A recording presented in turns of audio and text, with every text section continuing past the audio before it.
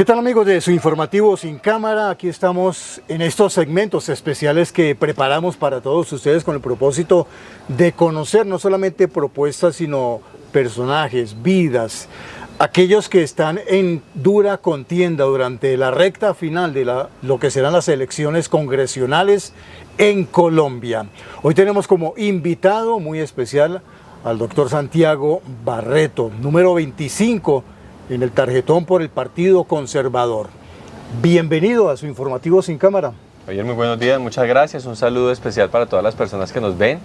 Decirles que mi nombre es Santiago Barreto Triana, soy candidato al Senado por el Partido Conservador y mi número es el C25 en el tarjetón. Hacerles una invitación muy especial a todos para que este próximo domingo 8 de marzo asistamos a las urnas con responsabilidad y con amor por Colombia para elegir a los próximos senadores y representantes a la Cámara de este país.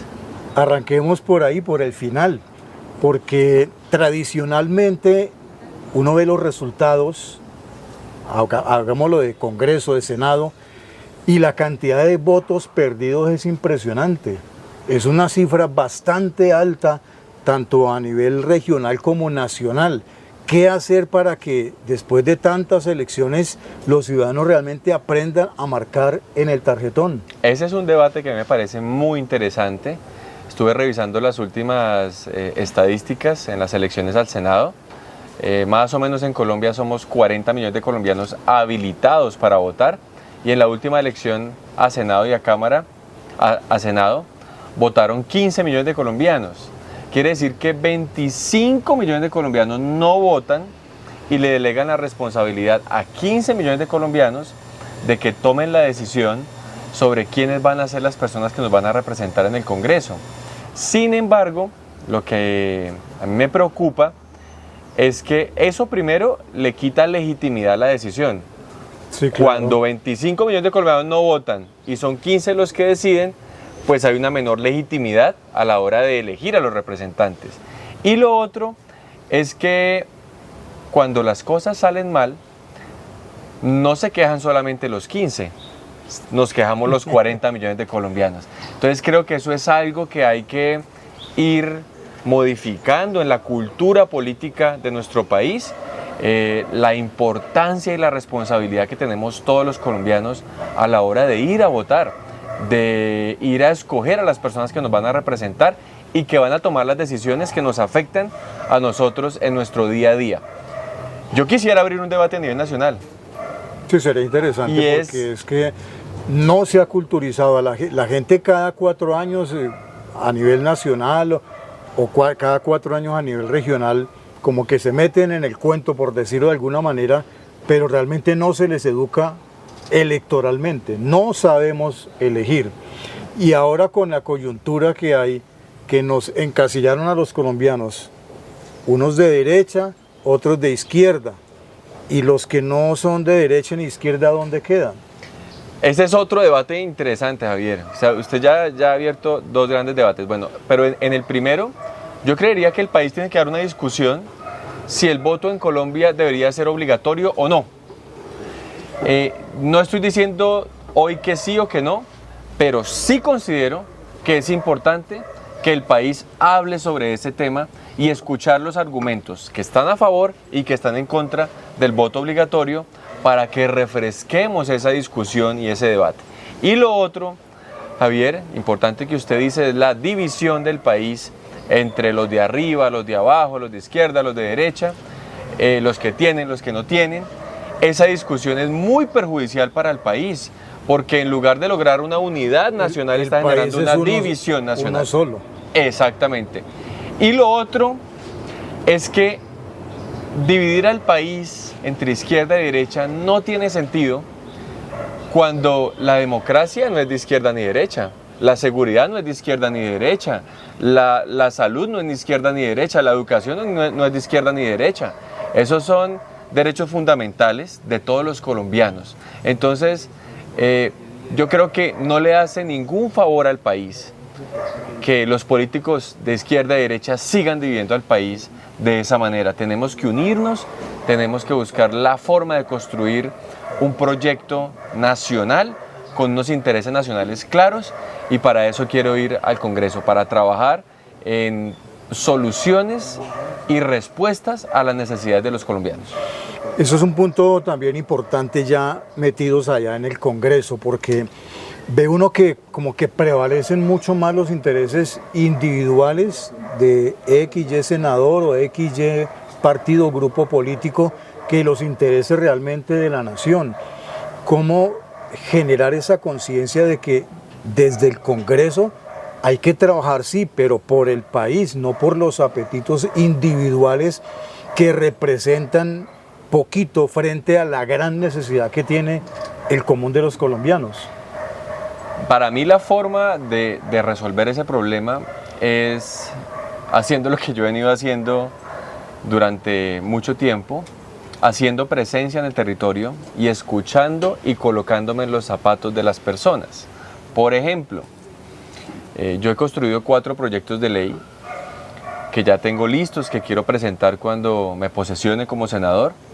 El regular el uso de celulares y redes sociales en los menores de 14 años y en los colegios como mecanismo de prevención a las enfermedades de salud mental que están afectando a los menores de edad. También quiero exigirle a las empresas de telefonía celular en Colombia que registren todas las tarjetas SIM-Card prepago que se venden en este país para combatir la extorsión, que es uno de los delitos que más ha crecido en Colombia. Quiero presentar un proyecto de ley para incluir dentro del SOAT, que es el seguro obligatorio que pagamos todas las personas que tenemos un vehículo o una moto, para que cuando nos veamos involucrados en un accidente de tránsito con un perro, con un gatico, podamos utilizar el SOAT para cubrir los gastos médicos de los perritos o los gaticos y salvarles la vida. Y para los cuidadores de personas con discapacidad, quiero presentar un proyecto de ley para incluirlos a ellos también dentro de la población que tiene atención prioritaria y preferencial, que así como los menores de 5 años, las mujeres en embarazo, las personas con discapacidad y los adultos mayores tienen derecho a ser atendidos prioritaria y preferencialmente, los cuidadores de las personas con discapacidad también tengan ese mismo derecho. Eso es un punto bastante sensible porque hoy por hoy es la realidad que se ve en los estratos 1, 2, 3 y hasta 4, que el cuidador especialmente de un abuelito que ya no tiene la capacidad de movilizarse por sus propios medios y terminas cuidándolo a alguien de la familia. Siempre. Y ese alguien de la familia entonces perdió la productividad, perdió la oportunidad de salir a desarrollarse como persona íntegra y tiene que dedicarse a cuidar al abuelito de la casa. Y no tiene ningún beneficio para el Estado, no existe esa persona. ¿Qué beneficios tendría? Por ahora lo que estamos buscando es que tengan atención prioritaria y preferencial en la salud. Que cuando se enferme el cuidador de una persona con discapacidad pueda ir a un centro médico y lo atiendan rápidamente, que no le toque esperar igual que a otras personas. Porque hoy en la actualidad, como usted decía, muchas personas con discapacidad dependen 100% de la persona que los cuida. Y si tiene que ausentarse durante un periodo largo de tiempo para ir a ser atendido en un centro médico, pues la persona con discapacidad va a quedar sola durante todo ese tiempo. Lo que queremos es que tengan el mismo derecho que las personas a las que cuidan, porque prácticamente que se vuelven una misma persona. La persona que cuida y la persona que es asistida porque tiene alguna discapacidad se vuelven casi que una misma persona y sería bueno que tuvieran los mismos derechos. Ahí sí, como dicen habitualmente, 24/7. Exactamente. Usted ha estado en muchas campañas políticas desde hace bastante tiempo, desde bastante joven. Sí, señor. Bastante jovencito, detrás de bambalinas, digámoslo así. Inclusive ha estado detrás de la campaña de Miguel Barreto, que hoy de alguna forma son opositores siendo del mismo partido, pero cada uno busca sus propios nichos electorales. ¿Cómo es esa transición de estar como detrás pendiente de lo que sucede a estar ya abanderado de su propia causa? Yo llevo 12 años preparándome para este momento. Tuve la oportunidad de pertenecer a varias campañas, de gerenciar varias campañas, de construir programas de gobierno, y todo eso me permitió formarme y prepararme para este día, para ser candidato al Senado y hacerlo con mucha responsabilidad.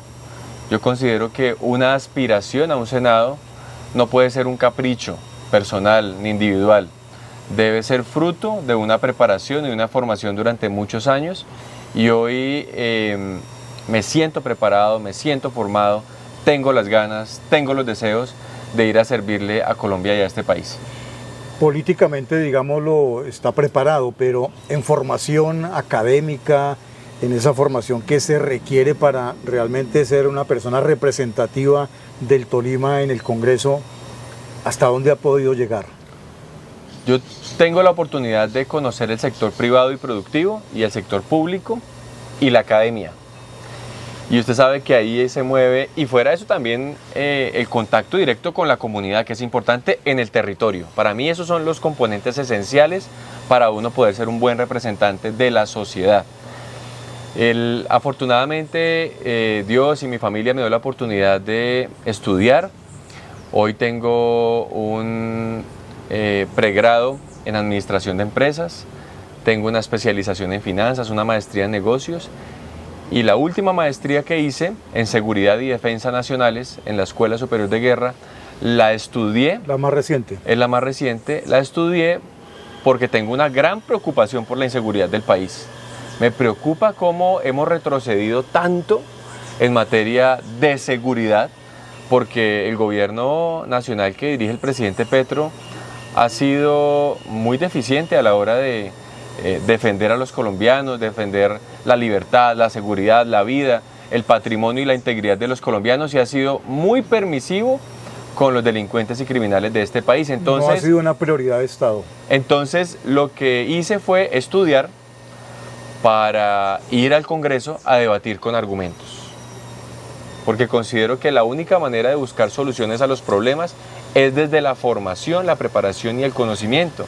Yo no quería ir al Congreso sin la formación, sin la educación y sin los argumentos para intentar buscarle una solución a este problema de inseguridad tan grave que hay en el país. En Colombia hay un poco más de 100 senadores, y la gran mayoría de ellos son absolutamente desconocidos, porque simplemente llegan a cobrar allá su mensualidad, bueno, todos los beneficios que tienen.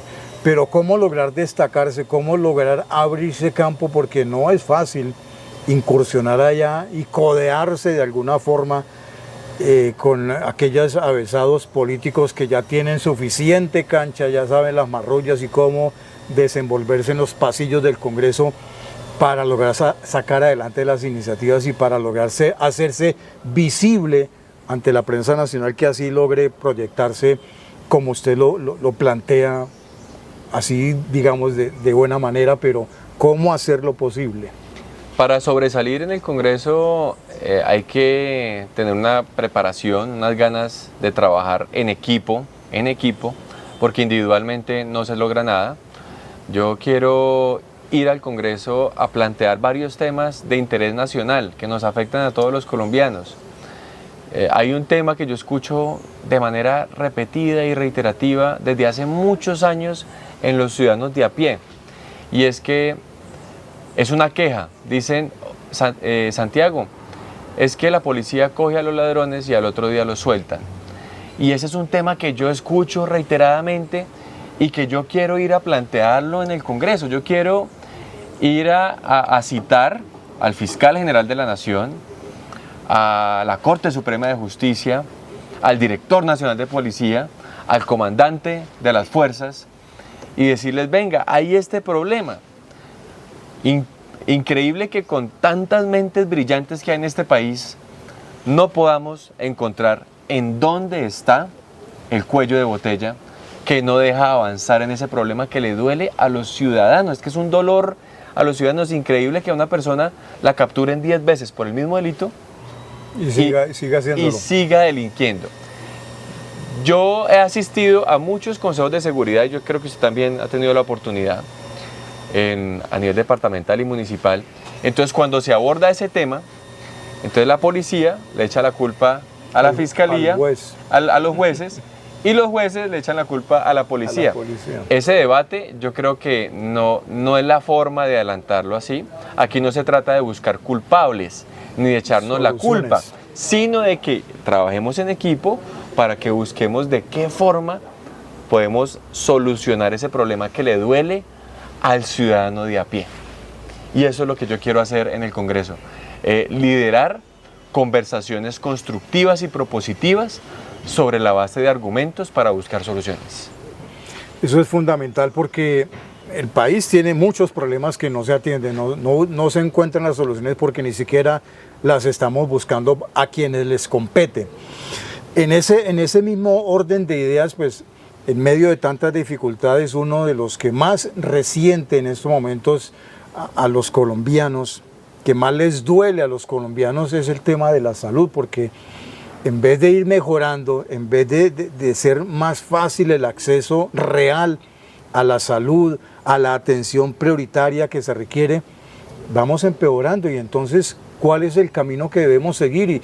Y volvemos al punto de hace un rato, y es que de derecha o de izquierda, cuando la salud, como usted lo ha planteado, eso es un problema de todos los colombianos, no tiene color, no tiene sentido, simplemente es el dolor de cada ciudadano, y miles, millones de ciudadanos están sofocados por ese sistema que cada día está más debilitado y no sabemos qué es lo que va a pasar. Entonces, ¿cómo hallar una solución que sea inmediata, que realmente se vea reflejado y no con las pataletas del ministro de Salud? Lo primero que tenemos que hacer para resolver el tema de la salud en Colombia es despolitizar la salud. Lamentablemente, este gobierno y este ministro politizaron la salud en Colombia, y no sé si usted se acuerda que ese mismo término de politizar se ha dicho o se ha hablado sobre la justicia. Se politizó la justicia. Como si no fuera poco, pues ahora se politizó la salud. Y para resolver o para intentar resolver los problemas de salud de los colombianos, creo que lo primero que tenemos que hacer es despolitizar el debate de la salud en Colombia. Eso no es cuestión de ideología. Exactamente. Y tenemos que buscar buenos argumentos y buenas propuestas para resolver los problemas de fondo de la salud en Colombia. Porque si los enmascaramos con debates ideológicos y políticos, nunca vamos a encontrar la solución al problema de salud. Y yo creo que es un tema más de gerencia, de eficiencia, de efectividad y de humanidad para prestar un mejor servicio de salud a los colombianos. Para mí hoy el debate no se trata de si en Colombia la salud debe ser pública o privada. No se trata si el Estado debe ser más grande o pequeño. Para mí el debate es cómo modernizamos el Estado para que sea mucho más eficiente y efectivo a la hora de resolverle los problemas y las necesidades a los ciudadanos. ¿Más grande o más pequeño? Más moderno y más eficiente y más efectivo. Porque hoy el Estado está así gigantesco y ministerios que nadie sabe para qué sirven. Exactamente, entonces yo considero que el debate no es si más grande y más pequeño, sino más moderno, más eficiente, más efectivo, porque es que hoy el mundo ya cambió. Las tecnologías de la información y la comunicación nos abrieron un nuevo mundo y un nuevo horizonte de posibilidades. Ayer tuve una conversación muy interesante con una líder en un barrio de Ibagué, en Sorrento, y me pareció tan interesante ver que el papá y la hija, ambos topógrafos, y el papá hablando con la hija, haciendo un paralelo de cómo era la topografía hace 40 años y cómo es la topografía hoy. Entonces él decía que le tocaba caminar 10 kilómetros diarios. Y la hija le decía, papá, hoy utilizamos los drones, hoy utilizamos la tecnología. Entonces estaban como en ese debate. Los decámetros son digitales. Exactamente, entonces creo que ese mismo debate, haciendo un paralelo entre esa conversación, entre ese padre y esa hija, es el mismo debate que hay que hacer en el Estado colombiano. A mí de verdad que hay cosas del Estado colombiano que me parecen absurdas, como por ejemplo que cuando creamos el programa de gastronomía en la Universidad del Tolima, el Ministerio de Educación se demoró casi 4 años en autorizar el registro calificado para abrir una nueva carrera en la universidad. A mí en pleno siglo XXI me parece inaudito que eso suceda. Yo considero que si no volvemos más eficiente, más ágil y más descentralizado el Estado, no más grande ni más pequeño, es más eficiente, más ágil y más rápido, nos vamos a quedar como país detrás de esta nueva ola que estamos viviendo nosotros. Como lo estamos en estos momentos. Aterricemos en la actividad política porque recorriendo los barrios de Ibagué, los municipios del departamento, uno se encuentra con vallas de candidatos, pues eso no es malo, igual usted trabaja fuertemente en el eje cafetero. Pero ¿qué compromiso deberían adquirir estas personas que llegan del mismo partido, de otros movimientos políticos, para lograr lo que usted planteaba hace rato, y es lograr que haya alguna unidad? Aquí se ha hablado muchas veces de la bancada tolimense, que nunca ha sido fuerte, nunca se ha caracterizado a nivel nacional, ni siquiera ha sonado porque no existe. ¿Cómo lograrlo para que esas aves cuaresmeras que algunos bautizan de esa manera también trabajen por el Tolima? Para mí debemos de hacer un cambio de mentalidad. Para mí lo más importante es, cuando uno quiere hacer un cambio, lo primero que hay que cambiar es el chip. Si no cambia uno el chip, cambiar uno mismo primero, no pasa nada. Entonces hay un cambio en la mentalidad del Tolima que yo quiero hacer, y es que ya no nos miren con este gesto, que no nos vean con lástima, sino que nos vean a nosotros con este gesto. Yo quiero que el Tolima se vuelva un aliado estratégico para que la nación cumpla sus objetivos nacionales, que el país nos vea a nosotros en el Tolima y en el centro del país, a los departamentos del centro del país, como un aliado estratégico para cumplir los objetivos de la nación. ¿Cómo lo podemos hacer? Cambiando la mentalidad, y en lugar de pensar en proyectos solamente departamentales, pensemos en proyectos regionales de importancia estratégica para la nación desde el Tolima y el centro del país. Ahí ya cambiamos la discusión, ahí ya cambiamos el enfoque, ahí ya cambiamos la mentalidad, porque no le vamos a decir al país que nos haga una obra acá solo para resolver un tema local, sino que hagamos una obra para resolver un tema local, regional y nacional. Y de esa manera podemos crear una bancada en torno no a intereses personales ni individuales, sino una bancada en torno a proyectos de interés nacional desde el centro del país y el Tolima. Estamos en el diálogo aquí franco, sincero, abierto con el candidato al Senado de la República, Santiago Barreto Triana, porque ya vienen las elecciones el 8 de marzo, un compromiso que debemos tener todos los ciudadanos con el propósito de buscar un perfilamiento mejor de nuestro país. La discusión está abierta porque es difícil dar alguna opinión sin que a través de las redes sociales caigan las críticas y los aplausos. Eso, ahí mismo está medido el país. Pero ¿cómo hacer con el propósito de que realmente miremos lo que usted planteaba de las soluciones territoriales que favorezcan al país? Llevamos, por ejemplo, un solo caso para mostrarle, casi 4 años paralizada la obra que ya debió ser una realidad, la doble calzada entre Ibagué y Cajamarca. Se quedó frenada con el actual gobierno y frenado está, se perjudica el Tolima, pero más que el Tolima es la nación. ¿Cómo desilvanar esa situación ahí? Ese es un ejemplo de lo que estábamos hablando ahorita, proyectos departamentales, regionales, de importancia estratégica para la nación. Porque mientras el país no resuelva ese cuello de botella que hay entre Ibagué y Cajamarca, la competitividad del país se va a ver afectada por la movilidad entre el centro del país y el Pacífico. ¿Qué tenemos que hacer? Hablar con el próximo, primero cambiar a este gobierno nacional, porque ya he dicho de manera clara que en esa división de ricos y pobres, de izquierda a derecha, que eso ya es un debate que no le dejó nada bueno a este país. Ha dicho que esos proyectos son para los ricos de Colombia, y resulta que no, ese proyecto no es para los ricos de Colombia, ese proyecto es para mejorar la productividad del país. Pero como cambian el debate y cambian el discurso, pues entonces se enredan lo realmente importante que es hacer esa obra para desembotellar el centro del país con el Pacífico y poder tener una mayor competitividad. Entonces, ese debe ser uno de los puntos que tenemos que nosotros que abordar en la discusión del próximo Plan Nacional de Desarrollo. Cuando lo estemos debatiendo y aprobando nosotros en el Congreso, pues tendremos que dejar ese punto para que se solucione de alguna manera. Y hay algo que tenemos que nosotros también que ver.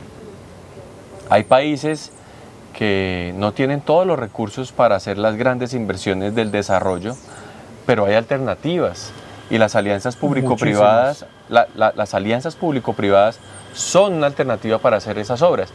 Pero cuando hay un gobierno como el actual, del gobierno del presidente Petro y el Pacto Histórico, que ven al empresario y la iniciativa privada como un enemigo, entonces esa alternativa se descarta simplemente por un sesgo ideológico, no por un gesto técnico que pueda resolver una problemática que tiene el país. Entonces necesitamos un nuevo gobierno, un nuevo presidente que no ponga por encima sus intereses políticos e ideológicos de las soluciones que puede tener el país. En ese orden de ideas, pues visualizando en pocos meses, es más fácil trabajar con los amigos que con los enemigos, hablándolo políticamente. Y sería bastante complicado, de acuerdo con las ideas que usted plantea, trabajar con Cepeda, por ejemplo, como gobernante. Sería desastroso para el país. Porque sería, empezando desde ese punto de vista, desastroso, pero las pequeñas ideas para las regiones quedarían en el olvido como han pasado en estos casi 4 años. Sería un riesgo muy grande que asumiría Colombia. Yo lo he dicho en varias ocasiones, estas elecciones al Senado no van a definir solamente los próximos 4 años del país, para mí van a definir los próximos 30 o 40 años de Colombia en 2 aspectos. ¿Cuál es el sistema político, el sistema de gobierno y electoral que vamos a tener? Y el modelo económico. ¿Vamos a tener un sistema político de gobierno y electoral democrático?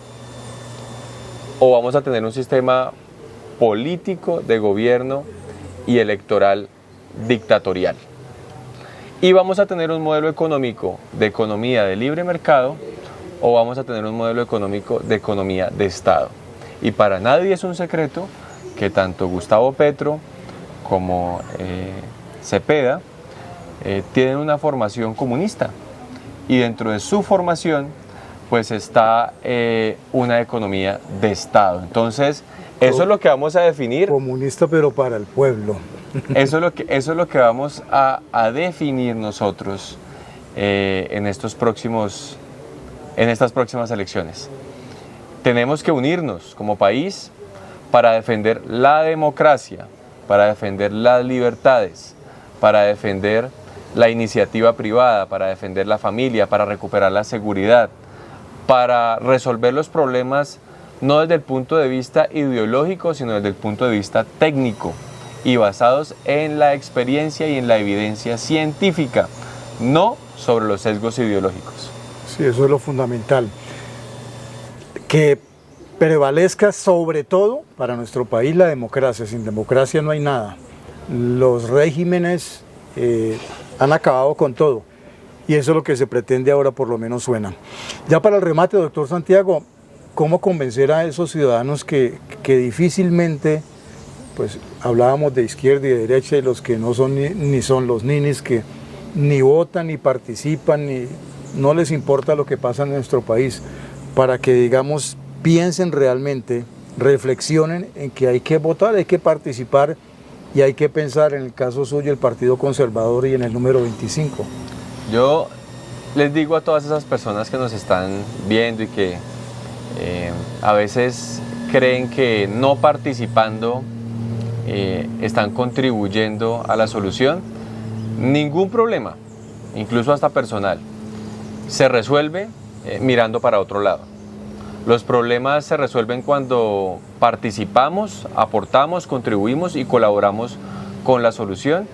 Y hoy los invito a que me acompañen con el voto de ustedes, el de sus familias, el de sus amigos, para que me den la oportunidad de ir al Congreso a debatir con argumentos, a debatir sobre la base de unos intereses nacionales que nos ayuden a unir al país y que nos permitan avanzar como nación. Yo no voy a ir al Congreso a pelear, yo no voy a ir al Congreso a dividir, a insultar a nadie, tampoco voy a ir al Congreso a dormir ni a quedarme callado. Yo quiero ir a trabajar porque tengo la formación, tengo la preparación y la juventud para hacerlo, pero sobre todo el cariño y el amor por este país que tanto queremos todos nosotros. Doctor Santiago Barreto, muchísimas gracias. Muy amable. Muchos éxitos y gracias por estos minutos aquí en su informativo Sin Cámara. Más noticias, más opinión.